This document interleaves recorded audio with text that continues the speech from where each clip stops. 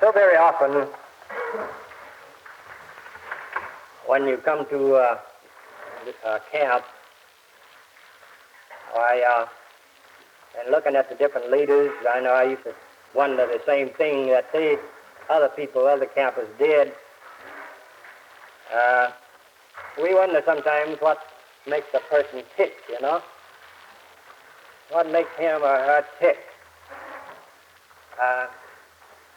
I think all of us have our particular experiences, and all of our experiences would be different if we were to tell them.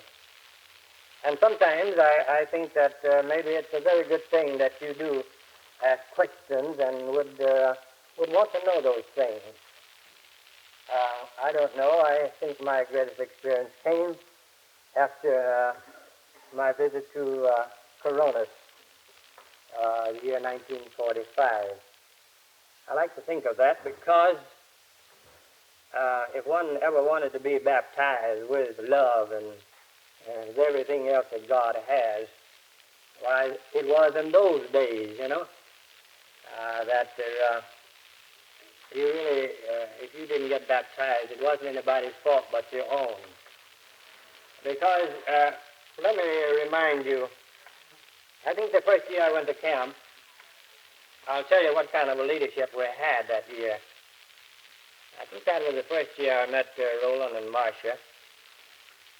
And on top of that, there was Glenn Clark, there was Rufus Mosley, there was Starr Daily, there was Walter Fiskus, there was Verna Gale, there was Alice Kraft, and Verna Gale's husband, what's his name? All of those were there. Now, just imagine a greenhorn like me being thrown off there on the campus among all of that power and whatnot, and I not knowing anything, just a plain old Baptist preacher. And you say, well, how come you're there? Well, I was there because my daughter had come in contact with the CFO group in Detroit, Michigan, where she was working at the Baptist Christian Center there. And some of the CFOs, as usual, got hold of her, and they used to have a 6 o'clock meeting every Sunday morning at a certain church in Detroit. And she wrote us and told us in such glowing terms what wonderful people these were, and how that she had been filled with the Spirit by being with them in that 6 o'clock prayer meeting every Sunday morning. And so finally she sent us one of these little folders of Coronas and said, by all means, you ought to go to Corona. Well, we just believed everything she said. She has always led us in a way in these religious ventures. And so we, not knowing what it's all about, we put on a rally at our church. And nobody can do this but me, We put on a rally in our church to raise quite a bit of money to send a group of us up to Corona. So we raised about $400. Imagine a right down to Earth Baptist Church raising $400 to send a preacher off to a thing like a CFO,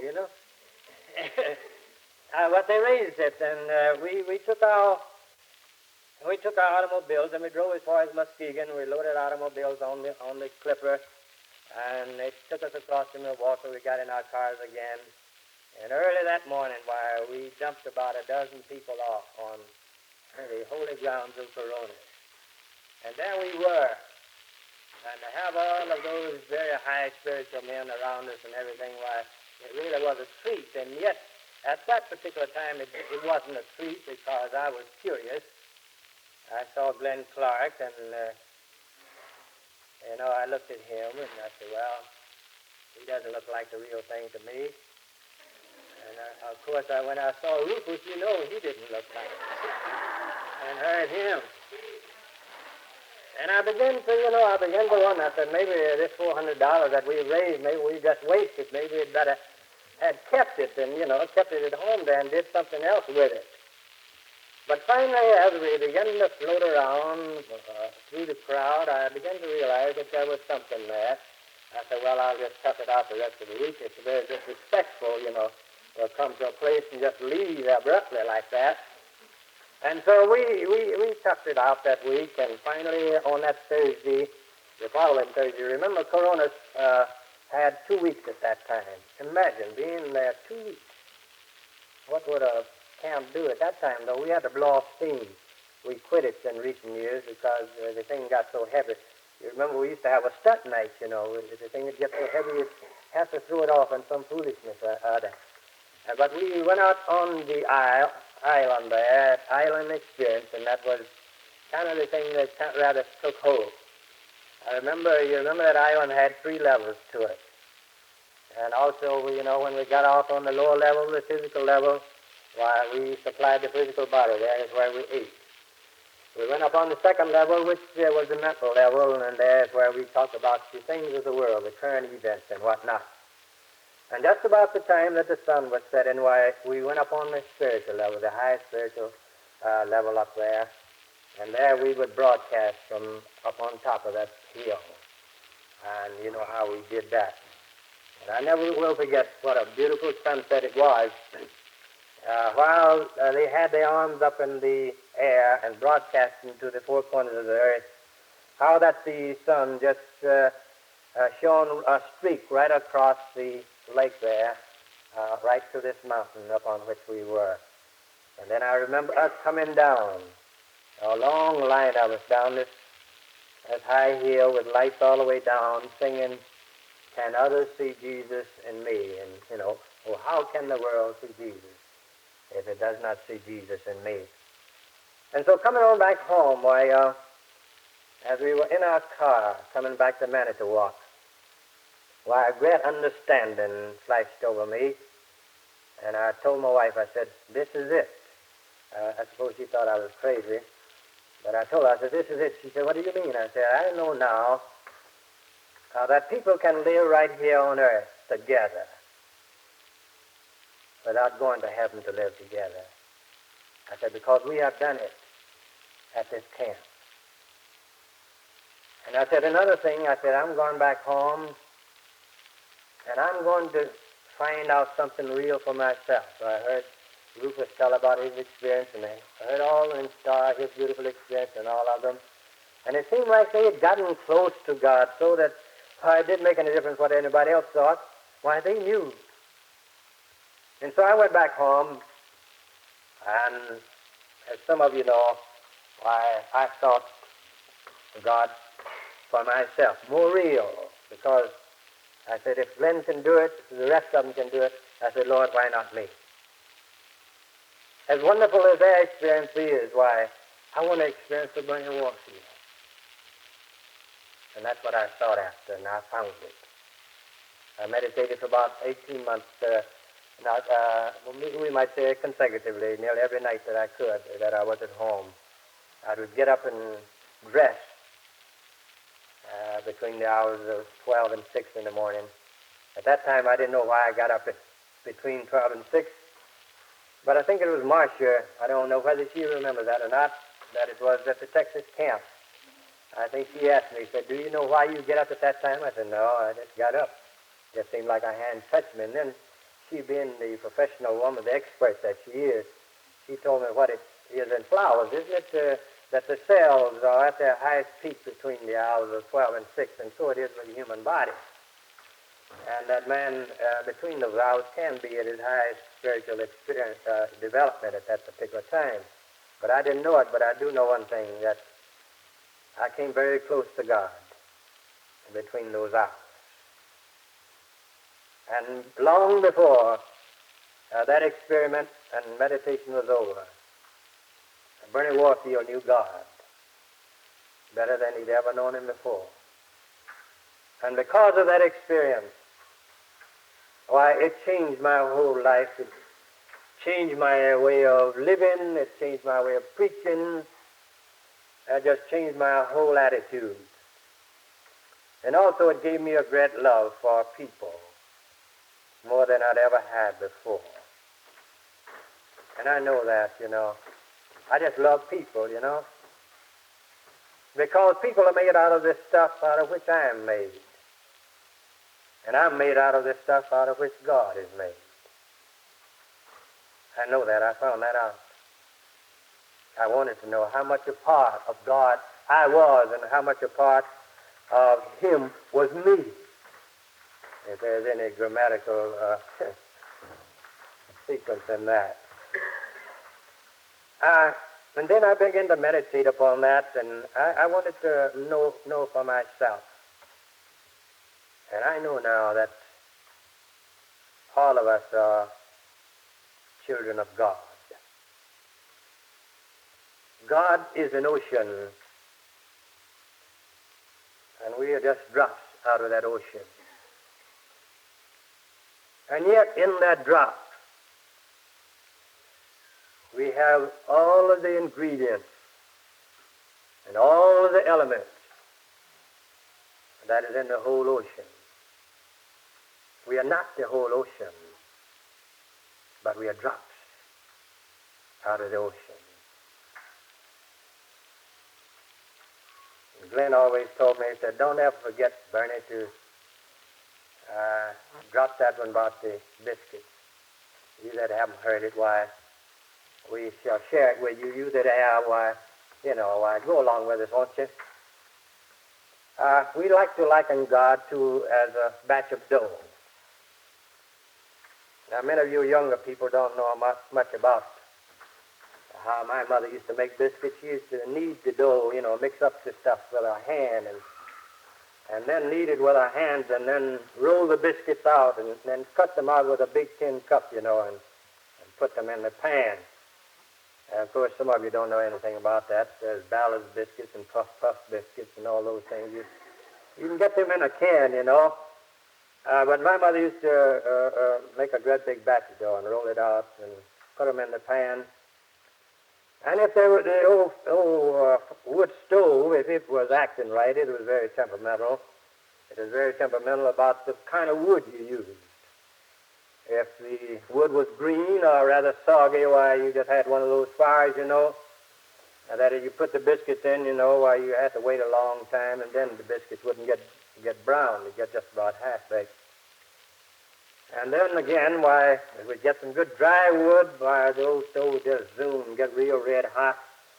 And Mom would put the biscuits in the stove, and she would wouldn't go across the street over the back fence, I would say.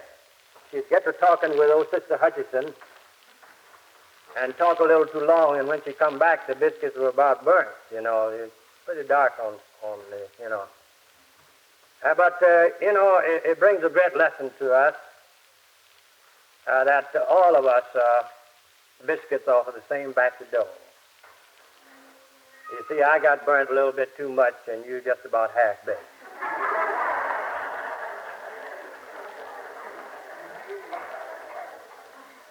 And so we are both, so don't forget that. Whether you know it or not, I know it now. And that was a great revelation to me, And I'll tell you again about this, how necessary it is for us to seek after this for reality. Because after all, regardless of how many books you're going to read or how many of the leaders you talk to, you're going to have to find this what I'm talking about, and make it real to yourself. You have to make it real to yourself. You've got to make God, you've got to have God, know that God is within you. Know that you are made in the image and likeness of God. Know that you're not just what you see on the outside. You're not the physical man. I'm just not this flesh and blood as you see, but I'm more than that. Because deep within inside of me, there is the image and likeness of God. And what is that image and likeness? It's the Spirit of God. Or if you want to call it, the Christ of God in you, in me. There is in all of us that lighteth every man that cometh into the world. The only thing is that we haven't found it. When we find it, People say, well, I've been born again. Another one will say, well, I've got the Holy Ghost. Another one said, I've got the second blessing. But it's all a discovery of what has been there all the time.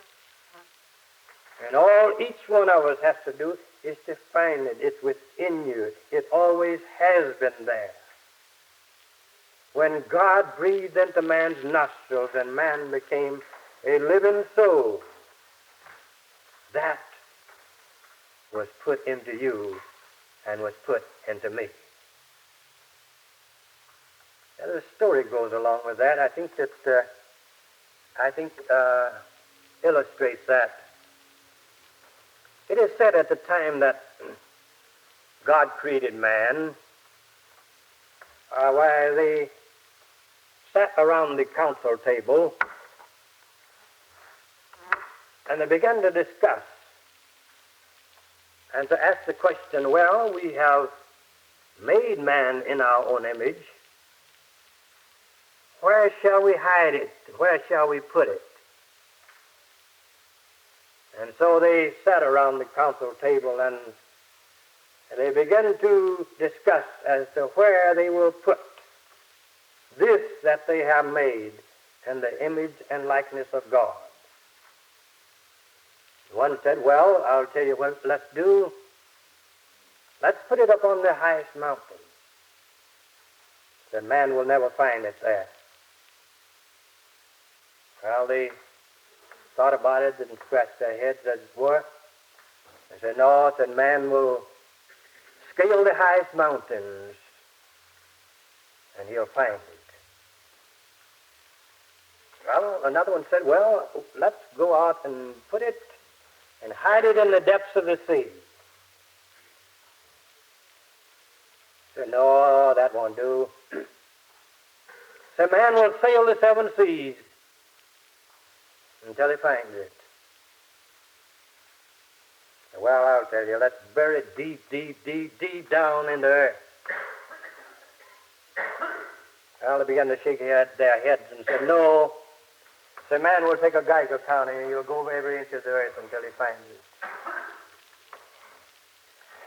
And there's always a little insignificant one in the crowd, you know, one who's not supposed to know much.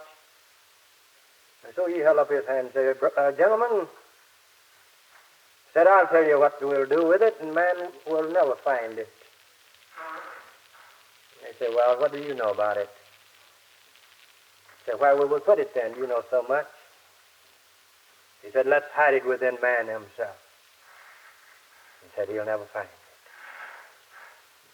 And the story says they did.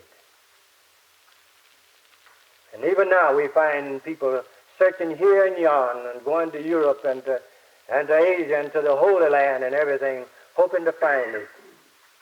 When they're in the final analysis, they'll find it right within themselves because it's always been there. Every man has that spark and has that drop of water of God deep down within him. Every man has it. It's always been there.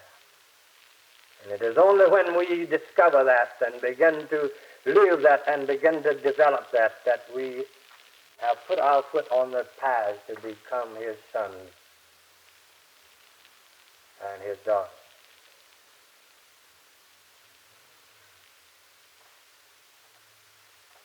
In this particular thing,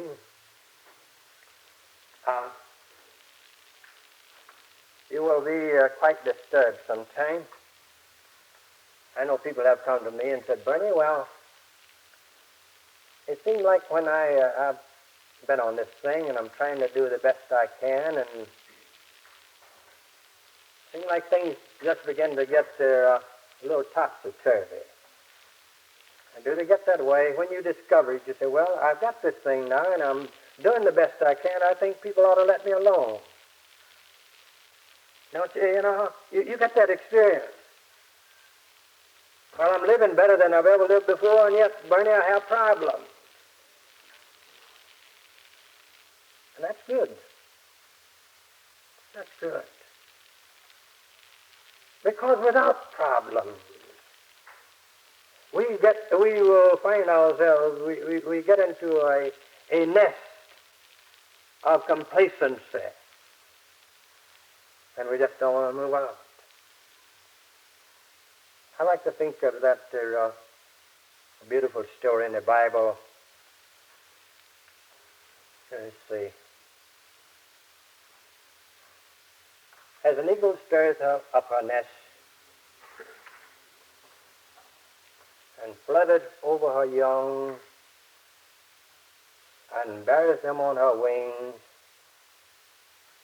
so the Lord did lead them. Let's talk about that a few minutes. Because God has always, and He is always, given you and I lessons in nature. It is said that the eagle builds its nest, some as wide, I would say, in circumference is 5 feet. Some of them lay 4 eggs and 5. And she builds it high, upon the highest crag, on the highest peak that she can build it. And they say she builds it with rocks and twigs and thorns, and then she lines it with soft down and fur from animals and birds. Then the little eaglets are hatched. And after so long, they are so comfortable in that little warm nest until the mother eagle thinks it's time that the young ones ought to begin to fly. And she begins to get in there and begin to flop her wings over them. And the little eagles, they just scream out, don't know what's coming off here. Here we've been comfortable all these years, and here my mother is flopping me. And she'll do that for quite a while. And if they don't move out and begin to kind of exercise their wings, the eagle each day begins to take a little of the down and a little of the fur from around the nest. And every time the little eagle backs up against the soft down where it used to be, they are pricked and makes them scream and makes them holler. And they don't know what is happening to them. And each day the old mother eagle just scrapes out a little more down until finally there's nothing but the thorns in there. And then she gets in there with her big claws and begins to stir up the young ones, and they scream and they fly. And they begin to jump out of the nest. The mother eagle making her young ones get out of the comfortable nest and to learn to use their wings. And so they begin to get out. And it's the same thing, friends. You know, I found that I get a little uneasy when things are going too soft with me, you know. I know God has stirred my nest, but I thank Him for every stirring that He's ever given me. He's not mean,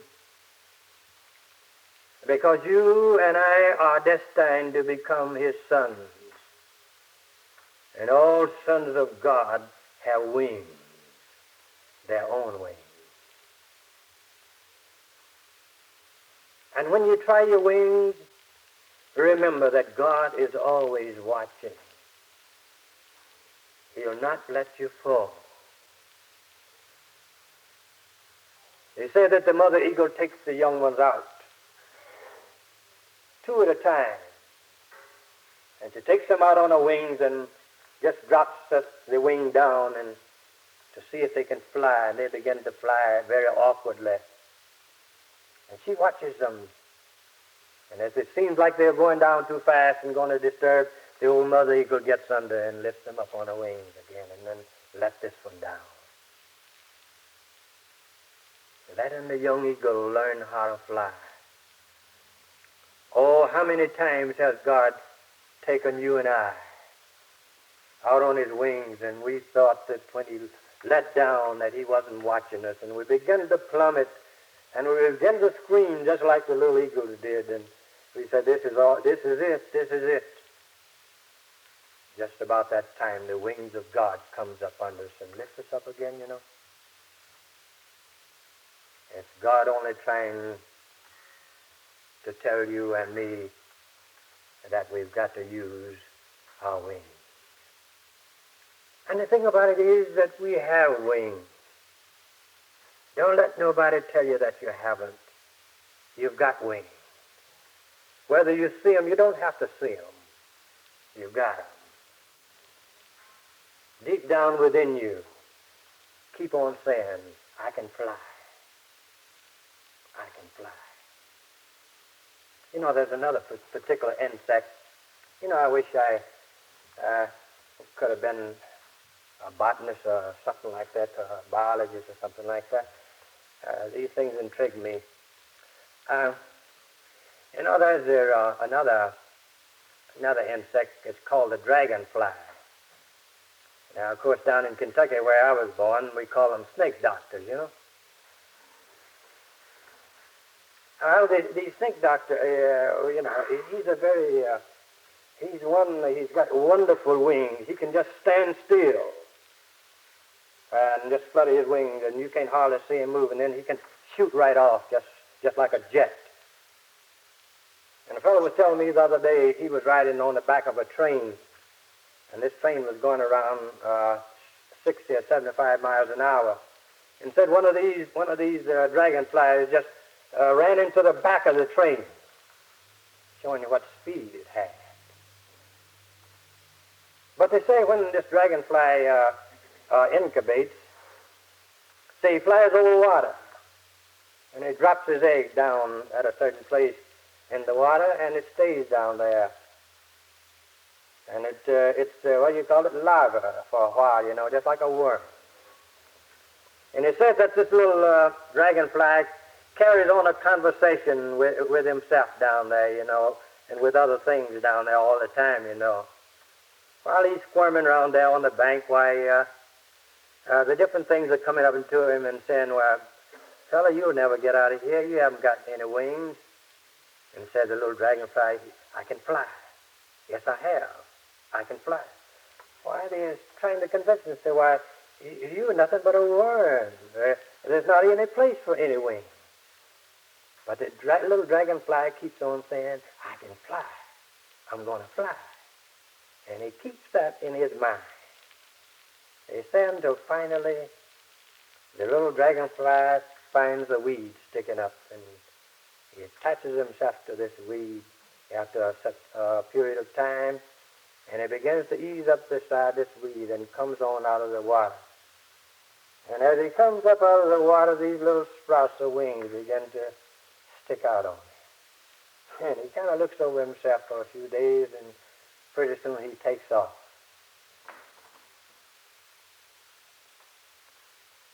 You know what I'm trying to say? I don't care whether you see your wings or not, honey. I don't care whether you look like a son of God or not. I don't care whether you can walk like him or talk like him or live like a son of God.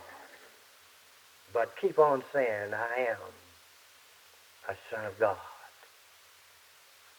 I can be, I will be a son of God.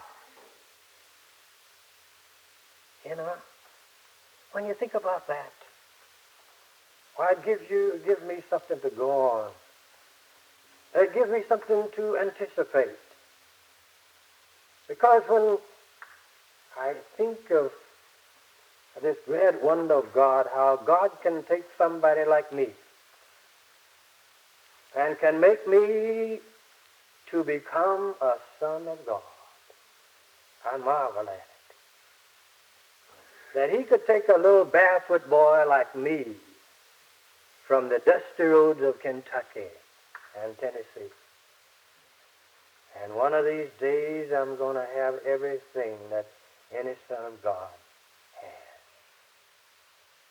I know that. And what God will do for me, he'll do for you. because we are all one spirit. We are spirit of each other's spirit. We are mind of each other's mind. We are life of each other's life. For there is no life but God's life. Oh, wait a minute, I'm running ahead of time here. Let me say this. Sometimes we think we are very solid and that we are very separate one from another.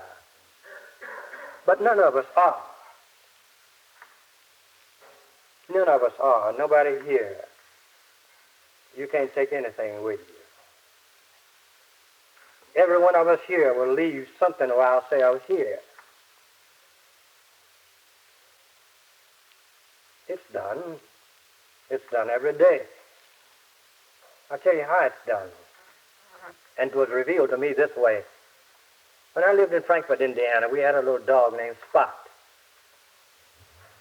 And as we would come to town to shop on Saturday, I had a Model T Ford then. It had I think a 16 transmission and a 17 engine. And we would come up to town and shop. And we would leave Spot at home, and we would run off from him because it'd be crowded uptown, and he would just be a nuisance. And so we would drive that mile and a half uptown and park our car, the Model T. And 9 times out of 10, after we were through shopping, and when we would go out to the Model T car, who could we see laying under the car but Spot? How did Spot get there in all that crowd? How did he know us? How could he trail us from anybody else? Somewhere along the road, we had left some of ourselves along the road, and Spot found us. In all the tracks that were on the street, Spot smelled our tracks and could tell it because we had left some of ourselves in that street. And we do rub off on each other. And that's the reason CFO will do you so much good. You think it's the leaders. It's not the leaders. It's each one of us rubbing love and whatnot, off on each other. That's right. And the camp, the glory of the camp is this to me now, is that we begin to realize it so very much. That you don't worship anybody, but it's these, what I like to call angels in the outfield. They're the ones that does the job for you. These loving people that you talk with and so willing to help and they're so willing to love you and everything like that. These angels in the outfield, they're the ones that really bear you up and love you and cause you to become. Thank you for this time. Shall we bow our heads?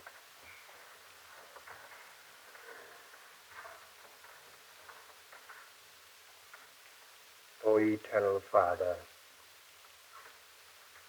thank you for your love. Thank you for everything that you have given us. Thank you for everything that we've experienced.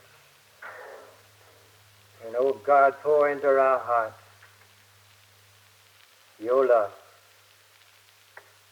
And for us, give us your highest this week. May we so empty ourselves that we can be filled with thy best and with thy highest. For we ask it in the name of Jesus, our Christ.